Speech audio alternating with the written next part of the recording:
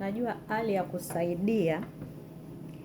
ya kusaidia binadamu mtu anakuwa nayo ndani ya nafsi yake, na kuna uwezekano ukawa unasaidia binadamu kutokana labda na mapito uliopita. Mapito uliopita yanaweza kukupeleka ukawa na roho nzuri, yanaweza kukupeleka ukawa na roho mbaya. Maumivu yanaweza yakakujenga, maumivu yanaweza yakakuangusha. Maumivu yanaweza yakakuangusha au yakakuweka kwenye hali nzuri ya ubinadamu, na ambapo Mwenyezi Mungu ndipo anapotaka. Mimi nilianza kusaidia wamama. Muda mrefu sana. Nikiwa na miaka 20 na kitu, labda 20 na kitu hivi. Nilitoa nyumba yangu, nikaweka wamama ambao wamezaa,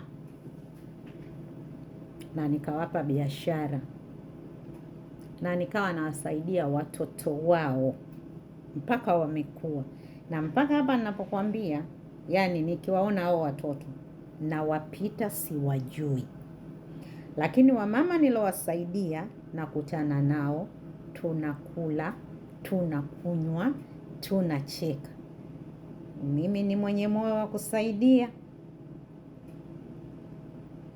Kuna watu ambao wanaweza kukukwamisha, kuna watu ambao wanaweza kukubadilisha, lakini ulichozaliwa nacho kupitia kwa Mwenyezi Mungu, hakuna mtu anaweza kukubadilisha. Bati najiita mimi ni mama wa dhahabu, ni mama mwenye thamani, ni bibi ambaye najitambua. Unaloniombea wewe baya, mimi Mwenyezi Mungu hawezi kunifanyia ubaya, kwa sababu ananijua moyo wangu, na ninawasaidia ambao ninaona wanahitaji kweli kusaidika. Kwa hiyo ukiona bado haujafikiwa na mimi kupata msaada, ujue bado unaonekana kwenye macho yangu unajiweza kusaidika. Kwa hiyo tuko kwenye foleni, tunarudi kule kule. Tumuombee mwenzetu ambaye yuko kwenye mitihani au yupo kwenye dhuluma, ili Mwenyezi Mungu amuondoe kwenye dhuluma, ili wamama tusonge mbele tuende.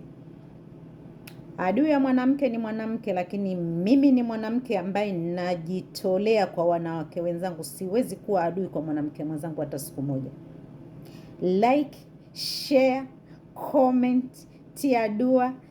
Mimi ni mama shangazi mwenyewe. Alhamdulillah. Najisemea mashallah bibi wawili. Najisemea mashallah. Kama haupo katika fungu la ambao nilowapa, jua huko kwenye foleni. Follow me, comment me, enjoy my time, okay? I love you so much wa mama. Abuju buju antudu.